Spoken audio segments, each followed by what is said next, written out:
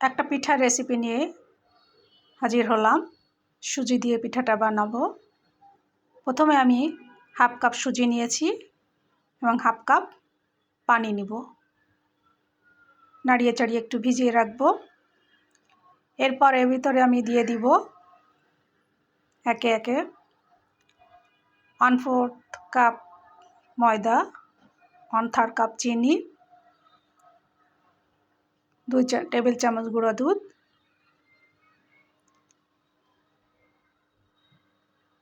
1 চামচ ঘি।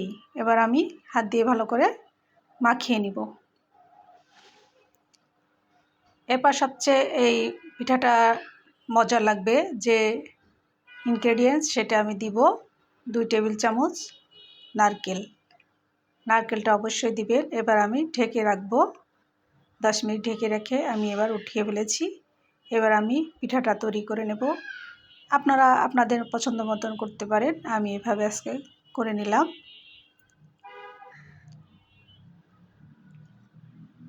আমার পিঠাটা সবগুলো হয়ে গিয়েছে। এবার আমি কড়াইতে তেল গরম করে নিয়েছি, অল্প গরম করেছি। এরপর আমি পিঠাগুলো সব একে একে ভেজে নিব।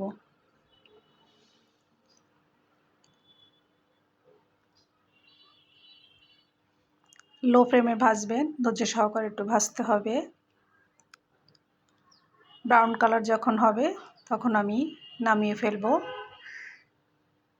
আমি উল্টিয়ে দিয়েছি, আস্তে আস্তে আমার কালার আসছে।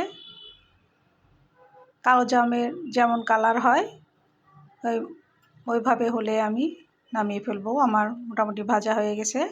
আমি এবার তুলে নিব। সবগুলো আমি এভাবে ভেজে নিয়েছি। এরপর আমি এই পিঠাটা আপনারা এভাবে খেতে পারবেন। এবার আমি একটা কড়াইতে 1 কাপ চিনি নিয়ে নিয়েছি আর 1 কাপ পানি নিয়ে নিলাম।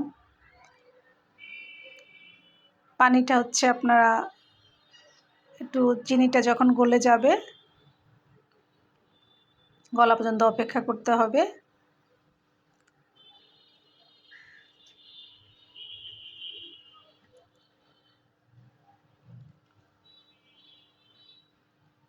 সবাইকে ধন্যবাদ জানাতে চাই। আমার ভিডিওগুলো আপনারা দেখেন। অনুরোধ করতে চাই ভিডিও ভালো লাগলে সাবস্ক্রাইব করবেন। 2টা এলাচ দিয়ে দিলাম। এলাচ দিলে গন্ধটা ভালো আসবে। আমার চিনিটা গলে গিয়েছে, ফুটে গিয়েছে। এবার আমি পিঠাটা দিয়ে কয়েক মিনিট নাড়িয়ে চাড়িয়ে বড়লোক আসলে নামিয়ে ফেলবো। শেয়ার করবেন যাতে পরবর্তীতে আমার ভিডিওগুলো সবাই দেখতে পায়। আমি ঢেকে দিয়েছি।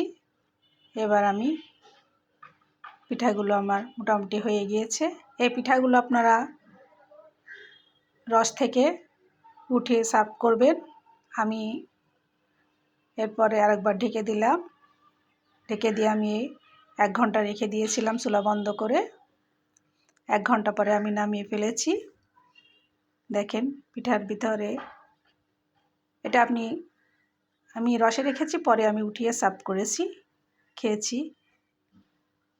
দেখেন পিঠাটার ভিতরে অসম্ভব সুন্দর হয়েছে। অবশ্যই বাসায় ট্রাই করবে।